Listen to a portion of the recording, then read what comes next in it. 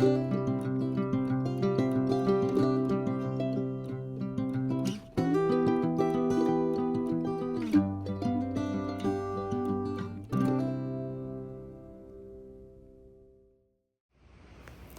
everyone, so this is April with flowers from the Foss family. I garden in zone 4A.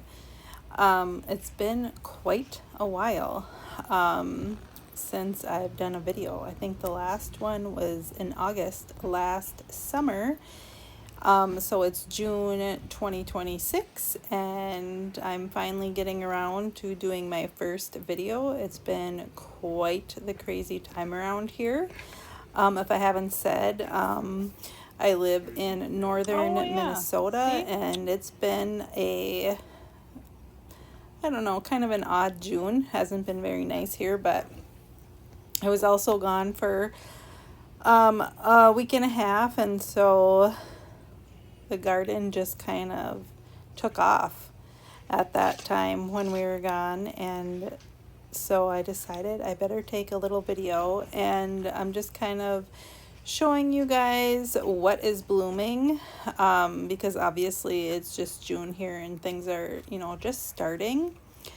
So and also because it's, you know, we were gone and we didn't start planting until we got back. There's a lot to do, so you're gonna see a mess everywhere. There's hoses everywhere, there's things that need to be planted.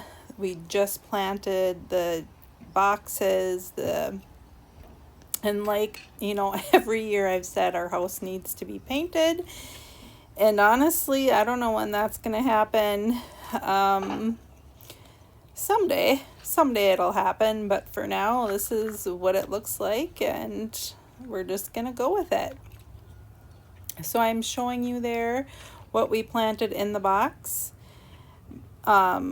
We have that box, and then we have 3 other ones, and I don't show them on this video, but I'll show them in a different video. That is a new purchase this year, because everything we put here has died. So I don't know what the deal is, because so we had a incredible blush hydrangea there and it died, and so then we had put dahlias there every year.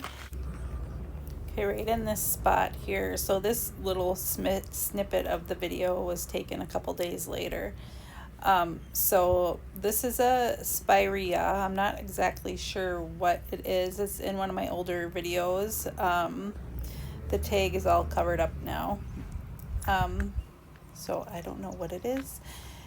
So we have Sweet William here, and last year it was just growing its leaves, and Sweet William smells just like that. Sweet William, it smells super good, and it's so bright and it's so pretty.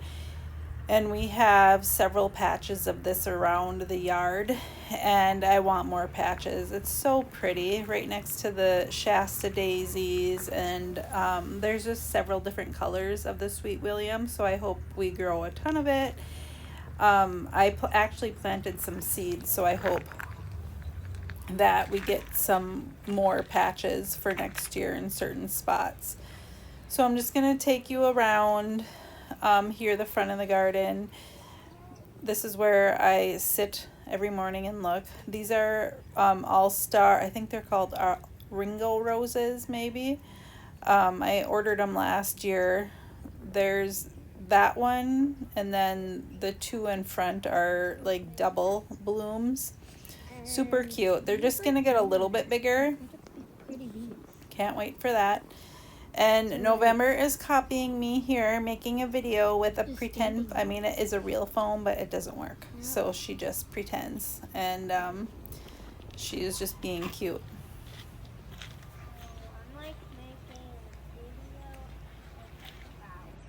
So like I probably have said that this video is kind of out of order. So this is kind of behind where November and I were on the side of the house here. And actually a couple days from the first part of this video. So this is a peony. It's so beautiful. The blooms are so big, and I'm trying to show you and hold the camera at the same time, so sorry. It's a little wonky, but they're so pretty. Like, they're just like a champagne white, like dark pink on the edges. I mean, you really can't get prettier than these.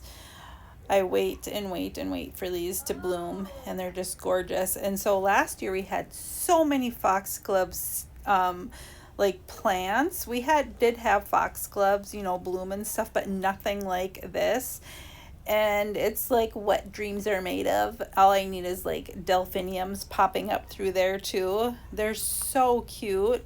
There's so many, variations of pinks and purples and like white and like butter yellow. It's just so pretty. I can't, and this like video doesn't even do it justice. I tried to like show you how cute it is, but it really, like, you have to see it in person. It's just so cute.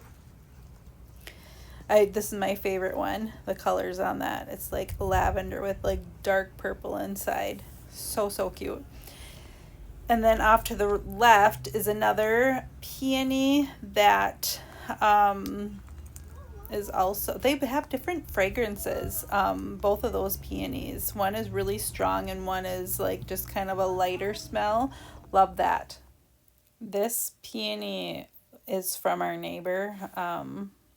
She has passed on now, but she had a huge peony bush, and I think we split it in like we have it in 3 different spots, and then she still had some left. The one in the back is just huge, so we should probably divide it and, break it up and put it in other spots too. But so this peony here that I had showed previously, this was like a couple days before showing you it all blown out. It doesn't take very long for them to, once they start blooming, it doesn't take very long. And then they don't last long, unfortunately. I wish they did, because peonies are so beautiful. They're the most beautiful, lush flower. And I just wish they lasted longer. And it's just such a pretty spot here. What do you see?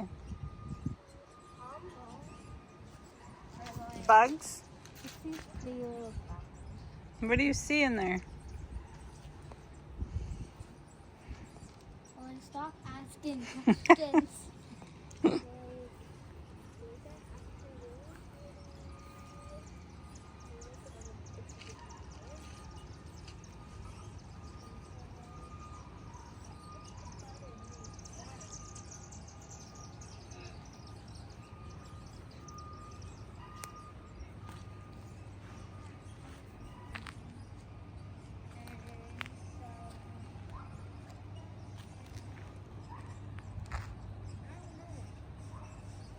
Come stand by this so people can see how big this bush is.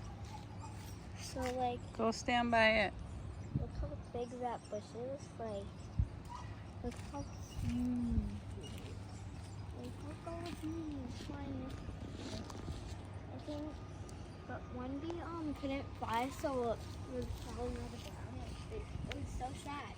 It couldn't fly its way home, and it did. It's gone. It's gone. It's gone. Poor bee. I wonder what happened to it.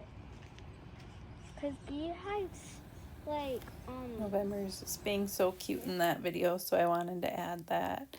Part of the reason why I take these videos is the reason is to look back for myself. So this is actually a couple days before that little November snippet.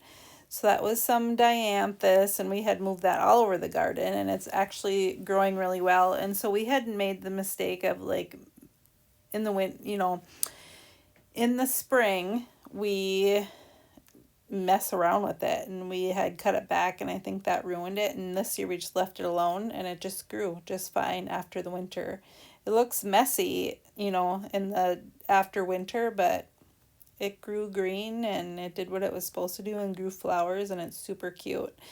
So like I said, this was a couple days before the little video with November in it, and the lupin are like so colorful and pretty at this point in this video, and then like now they're like going over now, so they're not as beautiful as they were.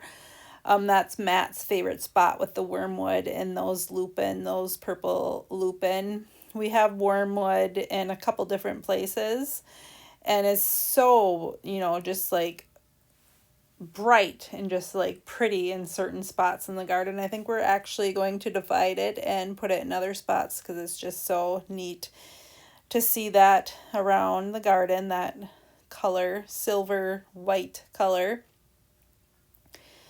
Again, we can't get over how many lupin we ended up with this year, and we'll let some of it go to seed because I think that lupin is so pretty. And we took a drive today, and the amount of lupin that's around here in the ditches is so pretty, and just everywhere. The irises are blooming, and they're kind of dwindling down now, and I know you're supposed to divide them, and we haven't done that yet. We probably should do that. I'm actually going to move this yellow one to the backyard. It is pretty and I do like it, but I don't like it right there.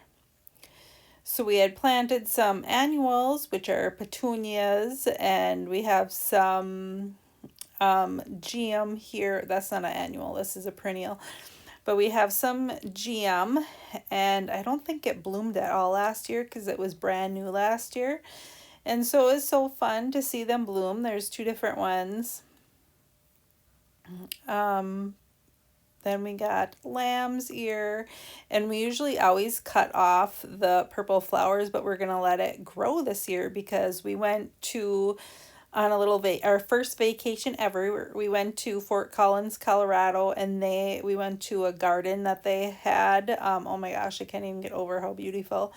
But they had let their lamb's ear flower, and we're like, oh, well, we're gonna do that. Why did we cut it off? I think we saw it on some YouTube channel, but I like it that way. So we are going to let it bloom. There's many things in the garden. I'm not going to talk about all of them, but when they bloom and when I take a video, I will tell you what they are if I remember. All the daffodils, of course, are done blooming, and we're just letting the grass kind of die a little bit before we, not grass, leaves, I suppose, and then before we cut it back. Because our daffodils from years before, none of them came back. So I do not know why they did not come back. And the ones that bloom this year are from bulbs that we planted in the fall. And because we had a lot of daffodils and none of them bloomed. So, yep, this was a couple days ago. So I had put in a video of them blooming now. Okay, now I'm going to hop over to the other part of another part of the garden. This is really, there's some really bad spots in this garden that need a lot of work. There's the hard-working man. This is a snowball viburnum. We bought this last year, and then this year we got to see it bloom. Has so many blooms on it, and it's so cute, and it's one of my favorite things right now in the garden. It's supposed to get 12 feet tall. I hope it does because that's why we bought it, so it wouldn't get nice and tall. Right behind it is a smoke bush, which gets 6 feet tall. So actually I told Matt to plant it there, and I wish I wouldn't have told him to do that. So we might have to move it because it's not really in the right spot. So we'll see. I do want it on this hill, like I do want it there, but it's too close to the panicle hydrangea. That hydrangea is actually really nice hydrangea, nice compact hydrangea. So I think it's too close to that. And then in front of it on the right side is a tiny wine 9-bark. And that might be too close too. There's a bunch of stuff going on here. There's phlox and spirea, and like I said, there's a lot in the garden, and I'll just talk about some of them. The little spirea there was a self. See, we just found it in the garden last year. Just a little tiny spirea, and Matt moved it over here, and it's lasted the winter. It survived the winter. I can't even believe it. A lobelia, an annual that I just planted over here for fun. There's little clumps of alyssum everywhere, so I hope that it fills in all these bare spots because I do want a very full garden. I don't want to see all this mulch and weeds, and eventually it'll get there. It's actually come a long way. This is one of our first things we ever bought. It's a Alfredo viburnum, and it has way more blooms on it than it did last year, so that means it'll get more red berries. It didn't have very many last year. Some sage and some more lupin. This little lupin is one of my favorite. I think I get a better view for you guys. It's just so many lupin. I think it's actually two little lupin bushes there. I'm pretty sure. I'm not sure, but I think it is. There's just so many. It's so cute. This foxglove just, grew right there, and we're like, let's just leave it there. It's nice and healthy looking, and I love foxgloves. And these two lupin grew right next to this spirea, and again, we're just like, let's just leave it because I like the cottage garden look, and I want everything to be right next to each other. I want it very, very full. Some Russian sage. There's 3 of them there. There's a nice big one that's been there for like 3 or 4 years, and then 2 brand new ones we bought last year. Some salvia, we have tons of self-seeded salvia on the other side of the garden, and so we moved a bunch of it. This is a ginger wine 9 bark, another favorite. It's so tall. Right here is a lot of penstemon. So we had one little bushel of penstemon, the Midnight Masquerade penstemon, one. And then last year, I don't know what the heck, like self-seeded everywhere. It never did that before. There's several here. I think there's like, I don't know, like 7. So we're just letting them grow because why not? Because we get free plants now. We planted some corn back there yesterday. These hydrangeas we did not prune. We just cut off all the flower heads, and now we regret that we didn't prune them because they look horrible. So I know that once it gets its flowers and all that, you won't be able to see that, but it looks like it just doesn't look good right now. And this whole area is a big hot mess. Don't judge. It's a huge mess. There's a Sonic Bloom Weigela that was new last year, and it is blooming a lot. Like I have 2 of them, and they're just blooming really a lot. And so when they get big and they're filling up that spot, I can't wait for that. That's a sand cherry, a baby sand cherry. I actually thought it died last year, so it made it through the winter. That's flax, and I am gonna put in a picture at the end of this video of the flax because that's such a pretty blue. It's one of my favorite colors, and I have a good picture of it. Some ajuga, that's a hot mess. There's so many weeds. There's so much to do in the garden, and you should see what the backyard looks like. Matt actually went at it the other day, and he got so much done. It's quite overwhelming how much work a garden takes. So you really got to put a lot of time into it. There is just so many weeds this year, uncontrollable. Obviously you can get a grip on them, but it's just a lot of work and not enough time. The lupin is just growing through things. It's growing through this hydrangea right here. It's one of the last flowering hydrangeas. Here's a heuchera that's flowering. It's so cute. I love this color, heuchera. Super cute. A poppy that's done now, that orange poppy, self-seeded from my neighbor's garden. Our Weigela, or however you say it. I love this thing so much, and I don't know what the deal is, but cats get in there and they roll around and they break the branches. And so I put that little fence on there, and I don't know. I mean, obviously cats can get into everything because they just, go through it, but they wrecked it again. So I'm not very happy about that.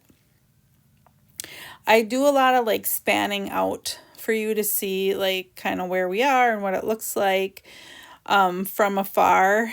And we have peonies there. And this was a few days ago, so I do have a video of them blooming now. One of them in the middle there, so I think I'll pop that in at the end too. Some salvia. The salvia in the middle here is called, I get a little picture for you of it, a close-up. I bought that last year. Oh, Pink Perfusion, that's right. And that one, self-seeded. Like the other ones, I don't know if they really did that, but this one had all these little tiny salvia that you see that are just like little small ones. Those self-seeded. And so we've been moving them around. I don't know if they're supposed to do that, and maybe I'll get annoyed at some point, but right now I like it because I really like that color. We have some really big lupin plants that got really big. Like that one right there just is ginormous. So they are a short-lived perennial. They only last like 3 years, I think. I mean, it's such a mess in our everywhere. Don't even mind the garage. Like it is a hot mess. Everything's a hot mess. We have some of our kids living back with us just because they have to for a little bit for the summer, and so we have all these cars everywhere, and it's just like like I said, it's been a crazy beginning to a summer, so we're just trying to get a grip. There's Matt working hard back there. I don't know if you follow me on Instagram, you know that I have a hurt shoulder. It's frozen shoulder. It's been like 6 months. It's awful. My right shoulder, so I haven't been able to do very much. And then I hurt my knee, so I am a hot mess right now, but I'm hobbling around and doing my best, and I do some weeding, but Matt's been doing the most of it. Some more lupin here. I don't know how much of it will like just let die and like self-seed everywhere. I heard that if you deadhead the lupin, it might flower again. So we might do that. I love this one. I think it's supposed to get like 4 to 5 feet. So it has a while. It's pretty new. I think this is its second full summer in our garden. There's I'm pointing here that there's a black-eyed Susan trying to grow right there. And we do like, usually there's like a bunch of little patches of black-eyed Susan right in this spot. And it looks like we only got one plant. The ash tree got cut down a little bit, and Matt's working on that. Matt has a lot to do. We're renovating a bathroom right now too. So there's just too much to do.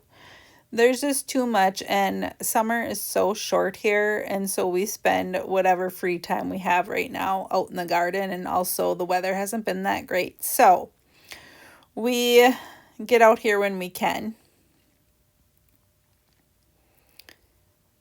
I've already shown you like this little spot, but I kind of feel like all little angles are a little bit different, and I don't know about you, but I really enjoy looking at other people's garden videos. It's just really fun. Okay, now this is like a couple days later, and those peonies in the middle that I had spoken about earlier are blooming, and the other ones, there's one on each side of that, and they're going to bloom soon too, so that's so fun.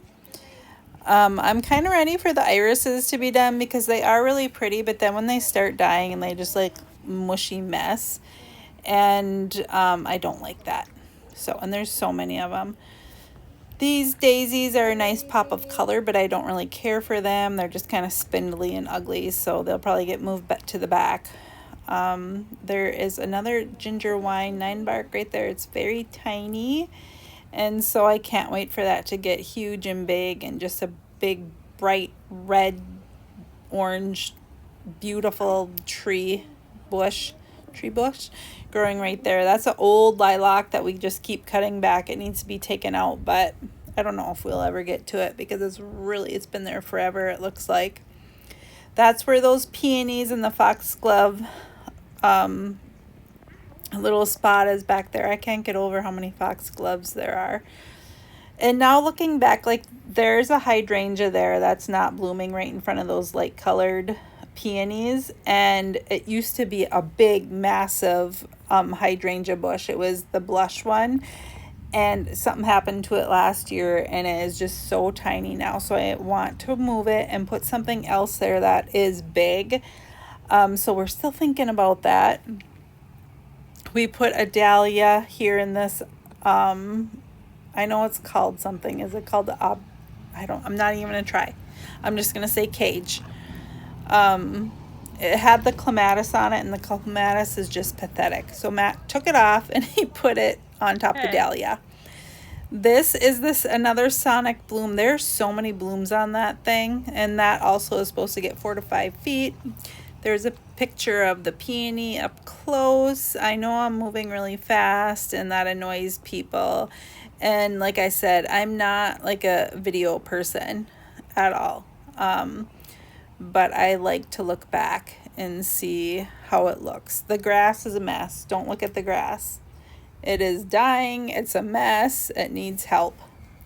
Okay, again, this is a couple days after that video, and I'm showing you more Sweet William. This is kind of on the corner where I had showed you where the salvia is.